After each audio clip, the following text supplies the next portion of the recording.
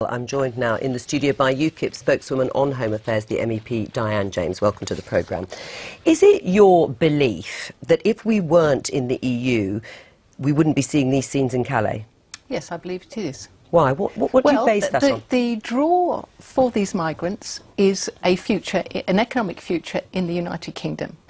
They've gone all the way across Europe. They've obviously got in first off, either via Lesbos, the Mediterranean route. They've maybe come on the Balkan route. They've then either been trafficked or made their own way all the way to Calais and also Dunkirk.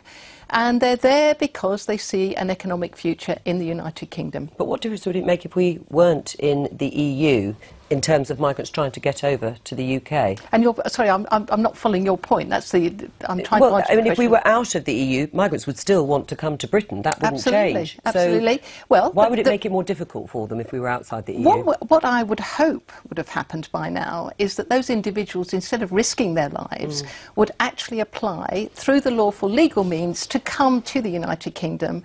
And if we're out of the European Union, then clearly they wouldn't be able to get as far as they could in terms of the channel ports. Right. Do you agree with that assessment? I think that if we leave Europe, it won't make the slightest difference. These people have trekked all the way across other European countries because they want to come to Britain, because Britain's seen as the best of the European countries to actually bring your kids up in, and it's the most open, the least intolerant about Muslims.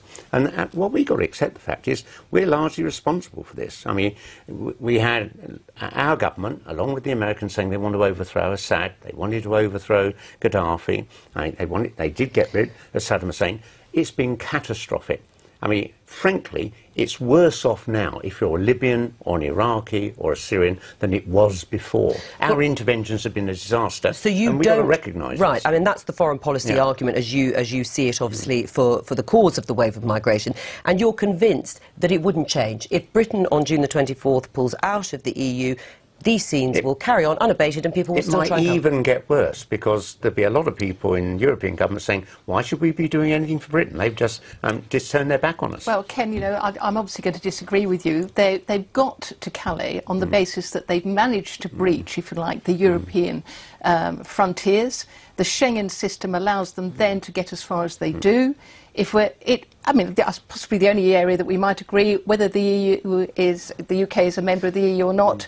Let's just take that out of the equation. The issue is they get into Europe, they then can get as far as they do on the basis that there is no border control. There's nothing stopping them. There's no passport control. There's no means to actually But they'll still be able to do that even if we have left. We're not disagreeing. We're not disagreeing. Right, and that was the point I was trying to make. So materially, it won't really change the situation, will it? We're not part of Schengen anyway. And as you say, many of these migrants are wanting to just get to Britain to live and to work. They're not interested in the rest of Europe. And that really wouldn't change. No, but there's this cohort, obviously, that are so focused on getting to the United Kingdom that they're prepared to put themselves at that degree of risk.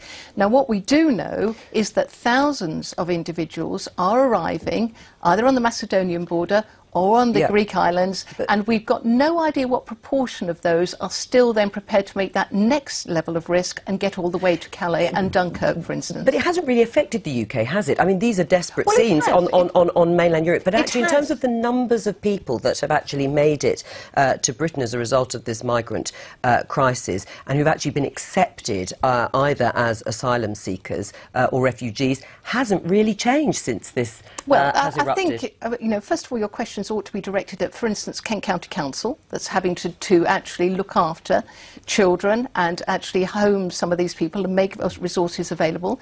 You also ought to talk to Kent Police, who actually have to manage these individuals when they jump out at the two service stations from lorries that they've hidden in. You also, I think, have to talk to somebody like the head of Eurostar, Eurotunnel, who have seen a big impact on their business on the basis that trains are being stopped. You say that, but the figures don't back it up. I mean, these are UK government figures. There were 25,771 asylum applications from main applicants in the year ending June 2015. Only 2,000 of those applications were from Syria. The number of applications remains low relative to the peak number of applications in 2002. And Joe, your issue there is with asylum seekers. We're not talking about asylum seekers. We're talking about individuals who a number of European heads of states have said These are economic migrants. We've had interviews, we've seen press coverage, we've heard individuals talking about the reason they want to get to the United Kingdom, nothing to do with asylum. They're going because they believe, A, they can get a job, better standard of living, or they're entitled to benefits. Right. And that seems to be the three issues for them. Would you agree, though, that if we weren't part of the EU, we'd have less influence on discussions to do with the migrant crisis? No, not at all. It doesn't make one... we have an opt-out of the Schengen Agreement. We are signed up to the UN Convention on Asylum Processing and Management.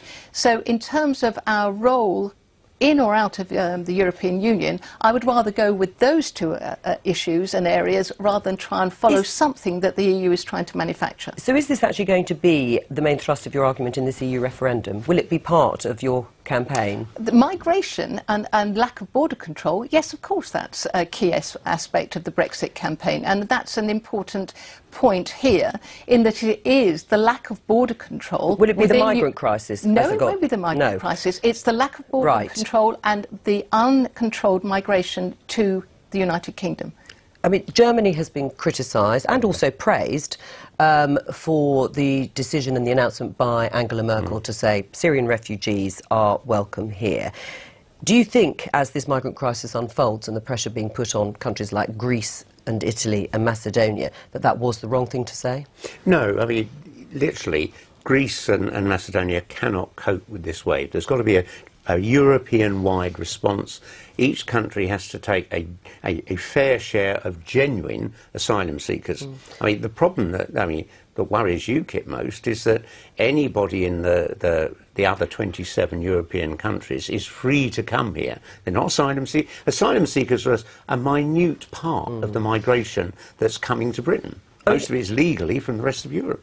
In Macedonia's case, do you think it's right that they've taken what's been seen as a hard line at their border? They described groups of people, men, 400 or so men, trying to break through before they had been registered. Is that the right way to go? I think it is. Macedonia happens to be one of 7 Schengen members that has temporarily, we'll put that in quotes, reintroduced border control.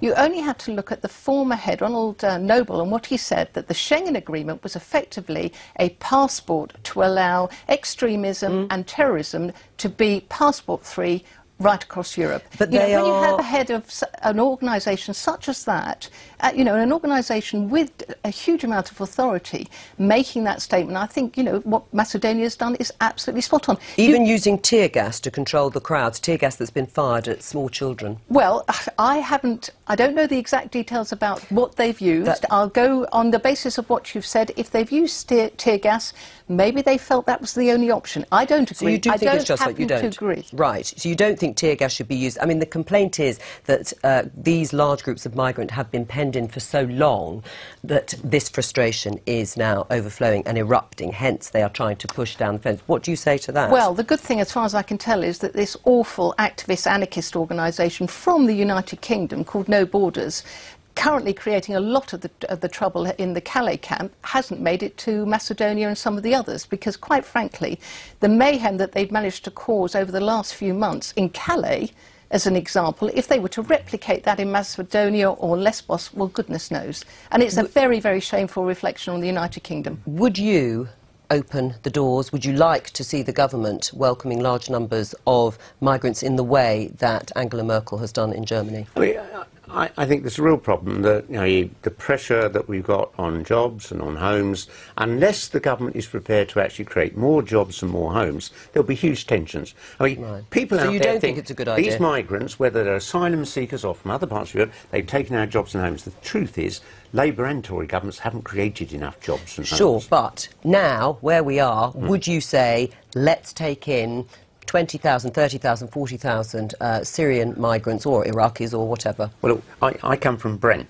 When we had the crisis in '72, when the Ugandan Asians were kicked out of their country, Edward Heath's Tory government turned to councils like Brent and said, could you take 10,000 in one borough? They gave financial support, they helped us build homes, it worked. What you can't do is just simply say, you know, open the borders and let people come. If people are coming, you've got to plan. You've got to build the homes. You've got to make sure there are more jobs being created. And that's precisely the problem. You know, we have got a system, as has been shown with last week's statistics. We can't control our borders, so we actually can't control the numbers coming, and we can't plan accordingly. You know, no government, no responsible government should be constantly looking backwards and saying, hold on, our government policy is now going to be one of catch-up, which is currently what the situation is. Diane James, thank you.